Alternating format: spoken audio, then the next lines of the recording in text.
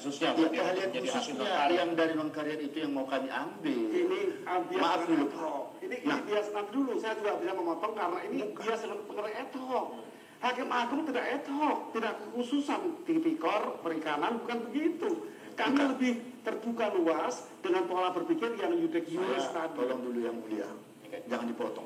Karena waktu terlalu singkat. Ya, jadi kalau dikatakan tadi oleh Prof. Gayus itu tidak ada hubungannya tadi masalah karier atau tidak karier, itu masalah Hakim Agung sebagai yuris ya. Jadi saya tanggapi di situ, kalau hakim-hakim atau calon non karier itu tidak memiliki keahlian yang luar biasa ya, yang profesional, bagaimana dia bisa membuat sesuatu terobosan-terobosan atau pertimbangan-pertimbangan hukum di dalam mengkaji apakah ini salah penerapan hukum atau tidak.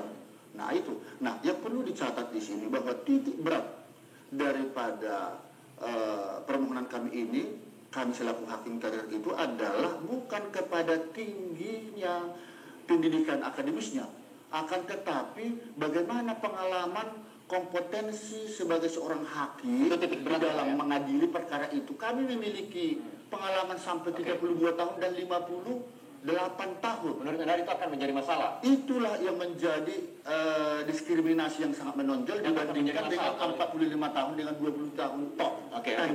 Dibarengi itu loh spesialisasi tadi ya. Keahlian harus. Kalau nggak ada keahlian, maaf dulu Pak. Kalau nggak ada keahlian, untuk apa hakim-hakim non karier kami pidana perdata sudah kami sehari-hari.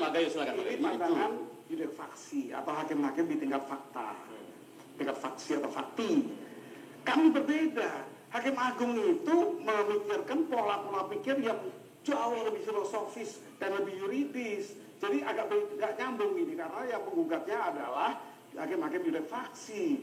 Tidak mestinya Hakim Agung karier yang bisa berdebat dengan kami karena kami bersama-sama saling mengisi apa kepakaran yang kami miliki dan apa pengalaman yang dimiliki. Karena kepakaran itu pengalaman, bukan kepakarannya dari buku. Kebakaran 20 tahun itu adalah pengalaman dalam bidang tertentu tadi.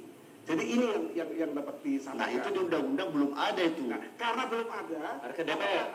Apakah MK karena bisa? Apakah MK bisa membuat undang norma? Jadi harusnya ke DPR. Ke DPR. Harusnya ke DPR Pak Binsar. Ini pernah dong.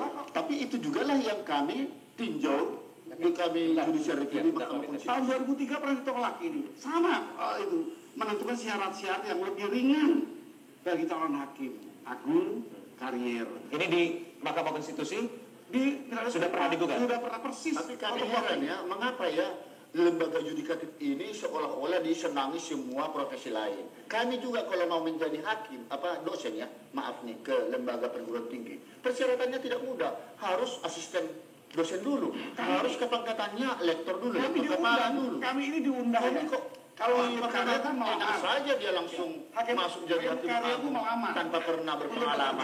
Melamar bekerja. Kami itu dilamar Pak, bukan mengejar bola. Kalau untuk hakim-hakim agung yang ada sekarang yang non karier, kami tidak mempermasalahkan, bagus-bagus, ya profesional saya lihat. Tapi ini ke depan gitu loh, supaya lebih sama. Kalau ini bagus, kayak ketawa saja bukan kayak. Kita mungkin bisa kembali ke Pak Farid untuk mengakomodir supaya ini kesenjangan tidak terjadi berkepanjangan, tidak ada diskriminasi, mengakomodir semua kesempatan memiliki kesempatan yang sama begitu mencapai puncak. Ini kan puncak dari kami kan untuk jadi hakim agung. Masa dari luar yang menggerogoti? Maaf nih, ya. Tapi Pak, rumah kami loh itu. Kami punya hak. Itu rumah rakyat Pak. Rumah milik semua bangsa ini. Itu harus diisi oleh orang-orang yang berintegritas, memiliki kompetensi. Juga milik semua rakyat. Tapi kami lah di situ yang punya rumah. Kata siapa? Kata tetapi itu tempatnya masyarakat untuk mencari keadilan. Kami yang memutuskan begitu loh. Oke, saya Pak Farid. Saya ingin sampaikan bahwa meskipun dia hakim non karir, pada saat menuju Mahkamah Agung tidak semudah yang dibayangkan oleh publik. Bahwa proses menuju ke sana banyak proses-proses melewati. Pertama tadi dari sisi akademis harus bergelar doktor, kemudian ada pengalaman, kemudian dalam proses yang kita lakukan juga, saya pikir luar biasa sulitnya.